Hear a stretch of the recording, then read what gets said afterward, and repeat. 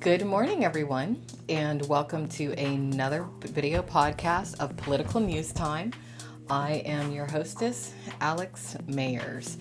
Anyways, I hope that most of you do follow me on my Twitter account at Alex Mayers Live, because I try to keep it updated with interesting tweets pertaining to politics, as long as my personal opinions and commentary. But over the past few days, I didn't mean to get into this particular issue, but I just kind of fell into it. I've started really delving into the issue of reparations, because that's a very hot topic politically right now. I currently am relatively undecided in regards to my opinion of it overall. Whether it's a good idea or a bad idea, I'm still formulating my opinion.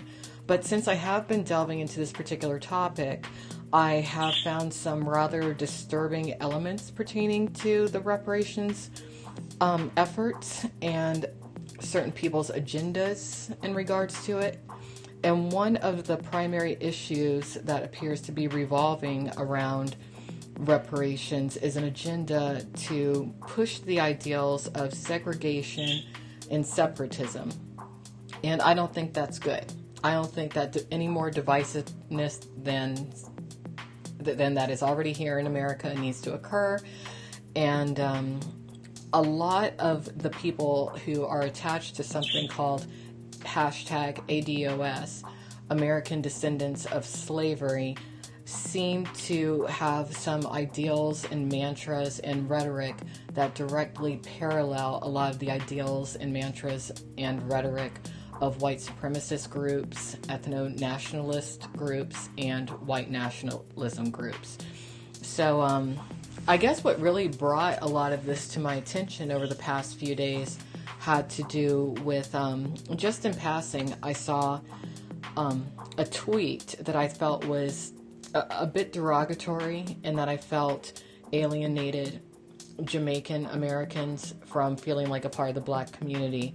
And this particular tweet was posted by an individual known as Tariq Nasheed, who is known as an author of some misogynistic books that are pick-up artistry books, but he is also quite the activist for a certain segment of the Black community, which unfortunately I have to say at this stage is a Black supremacist segment, and I don't like that, because just as I don't like white supremacists and white nationalists, I do not like Black supremacists either. I don't like anybody who's trying to be a supremacist or a nationalist of any sort, because I personally do believe that as a human being, all of us in humanity are all one. I'm an idealist. I'm an optimist. That's me. I do not expect everybody to agree with me, but that's how I feel.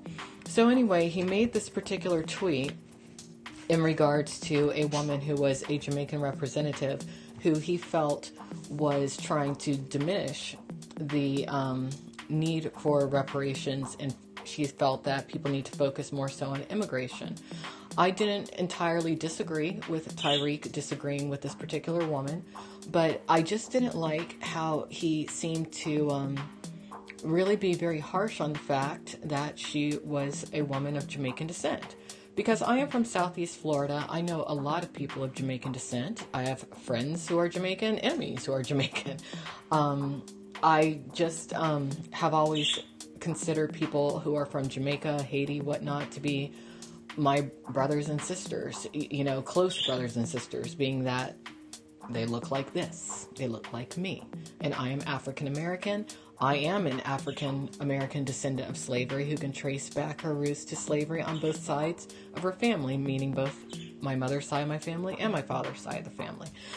So anyway, I decided to look more into Tariq Nasheed.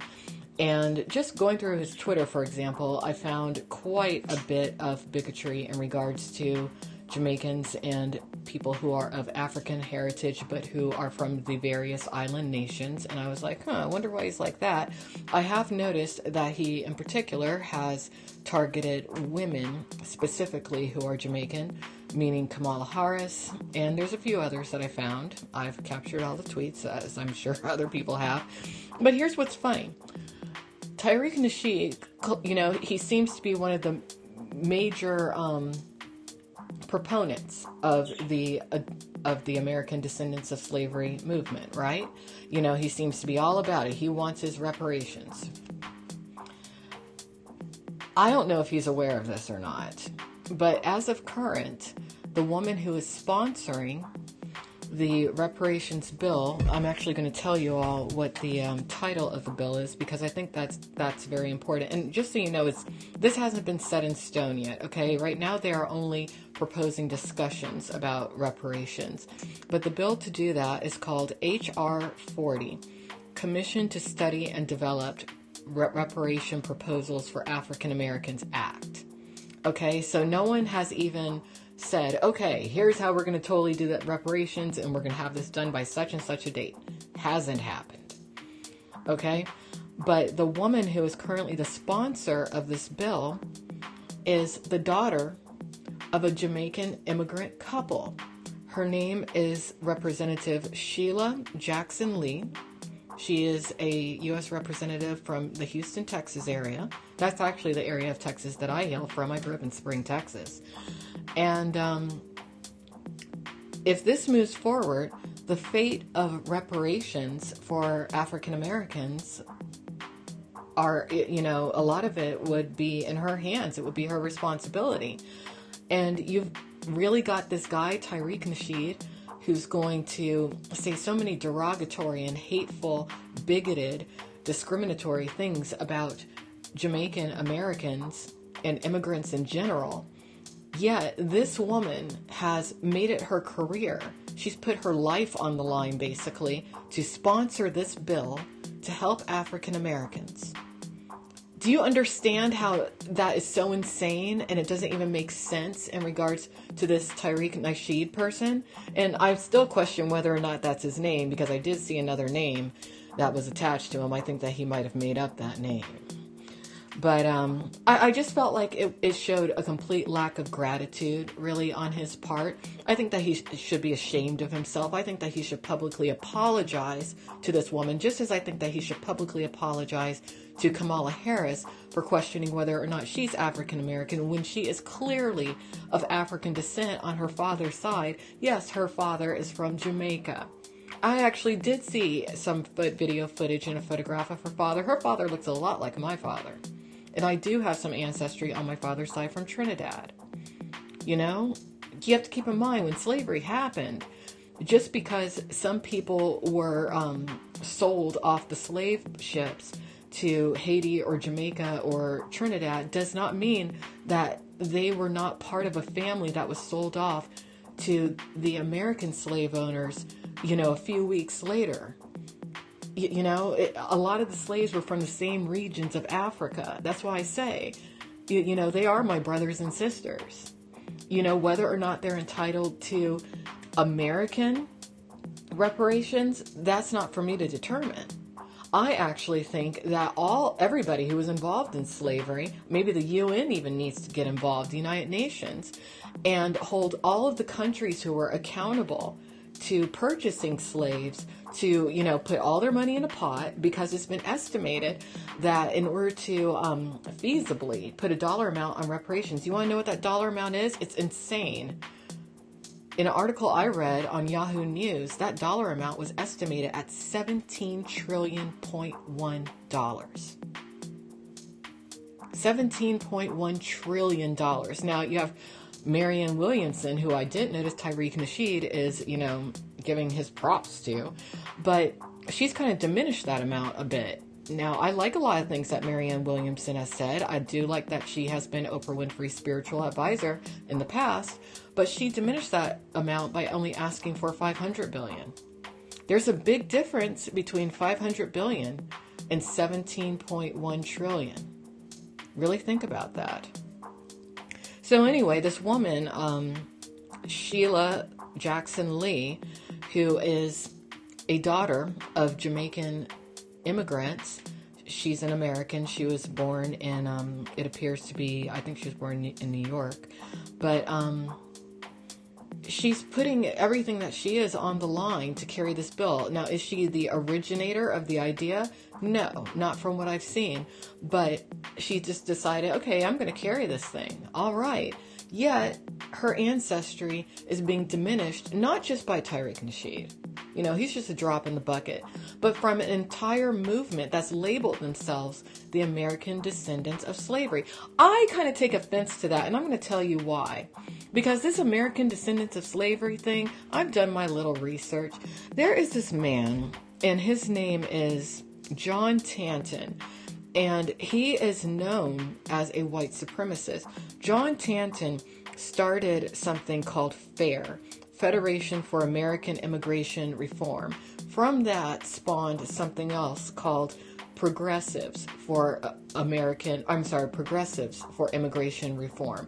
Now they do have a black face, a fair complexioned black face, by the way, attached to the Progressives for Immigration Reform. It's a woman from New York. Her name is Yvette Carmel. I think that's her name, Yvette Carmel. But what's this woman who identifies as African American or black doing on a board for a foundation that was essentially put together by a white supremacist? Well, I'll tell you what I think it has to do. I think it has a lot to do with greed. I think it has a lot to do with vanity. But I also think, and yes, this is live. I'm live. Good morning, everybody. I'm just trying to get all my thoughts out very quickly today because I have some other things that I have to do. I'm here every morning, at least I try to be, at 7 a.m. Eastern Standard Time. But what I was saying is that when it comes to the art of war, and when we're looking at these white nationalists and white supremacists, they are looking at this next election and what's happening in the world politically right now, especially in America, as a war. When it comes to the art of war, what's the best way to win a war? Divide and conquer. Now, there's not very many African Americans. A lot of people are like, oh, what are you talking about? There's a bunch of African Americans. Really look at the census numbers. Soon, we are actually going to be, both African Americans and white Americans are going to be outnumbered by multiracial Americans and people of other ethnicities. And there's nothing wrong with that. But here's what I will say. What I will say is that I believe that someone is trying to create a race war utilizing the reparations as a catalyst, because there's a lot of negatives that could potentially manifest via the aftermath should reparations come into play. I'm going to touch on a few. Let's talk about jealousy. Let's talk about jealousy. If all of a sudden, and I don't even know how or who would divvy out this money, if all of a sudden every African American, every person who is a descendant of slavery received this massive paycheck, I think that it would increase racial tensions within America far beyond what it is today. It makes me wonder what in the world would happen when it comes to affirmative action programs. Would that exist anymore? Because from a certain perspective, reparations are almost like a settlement out of court, a payoff. Okay? Would there be any more discussions about slavery in the future? Because racism would still exist, because color is never going to go away. What if, rather than Democrats who were to be the ones to bring about reparations, what if it turned out to be a Republican candidate? But the only way that you could get your reparations would be to where if you were to join the Republican Party as an African American. Now, I'm a Democrat. I'm not so certain I would be comfortable with that. That's just a what if. These are all just possibilities that have crossed my mind, okay? Now let's also look at what's happened with the Native Americans. All right, the Native Americans, they received certain portions or partitions of land within the United States where they have their legal gambling casinos. Now, some Native Americans have profited greatly and they're very wealthy from that, but others haven't. And the reason for that is because there has always been the element of corruption when it comes to any sort of group of people, any race, any ethnicity, whatever.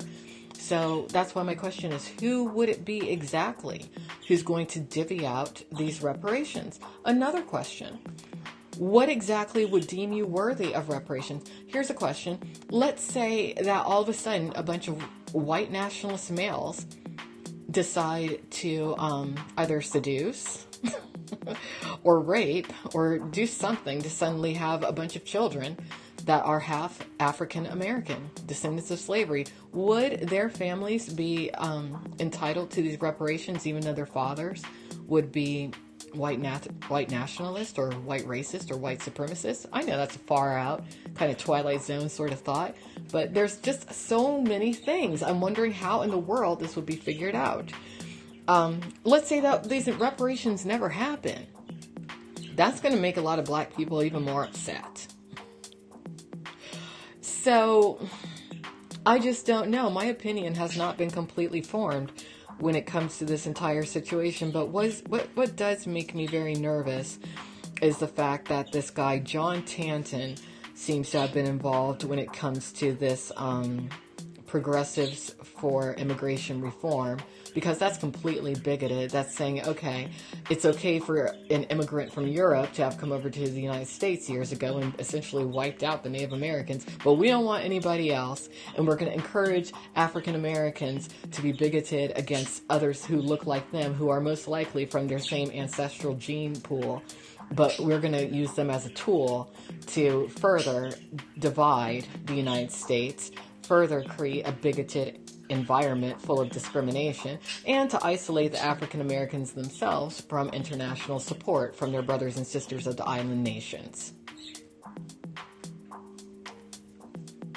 Yeah, so I actually have put together a supplemental video that I'm going to post before I repost this particular live podcast, because I think my thoughts are gathered a little bit better there. But I do encourage everybody to really try to do your own research in regards to what African Descendants of Slaves #ADOS is. Again, I don't think that they should even get to call themselves African Descendants of Slaves, because maybe I don't want to be a part of their group, but I'm clearly an African descendant or an American who's a descendant of slaves. And why by default would people automatically think I'm included in that if maybe I'm not? You know, I'm going to research these people who are involved in this a little bit more and probably do some podcasts on them.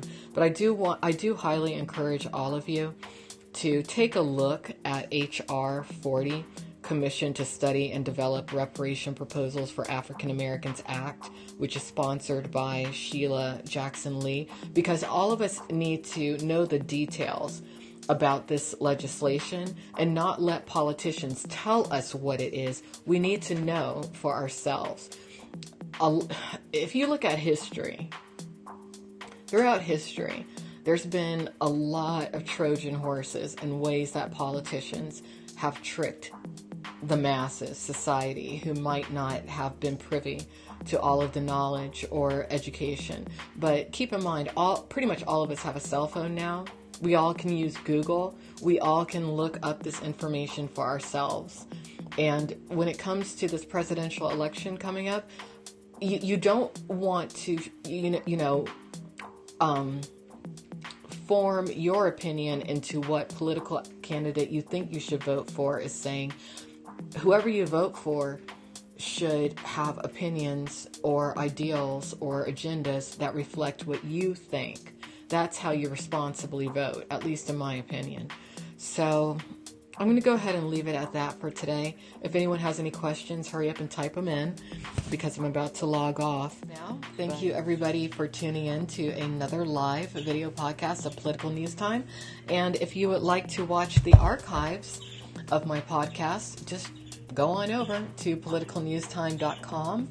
You can also check out pntlive.net, and you can always find me and my multitudes of projects, because I'm also an artist and a musician, on alexandrameyerslive.com.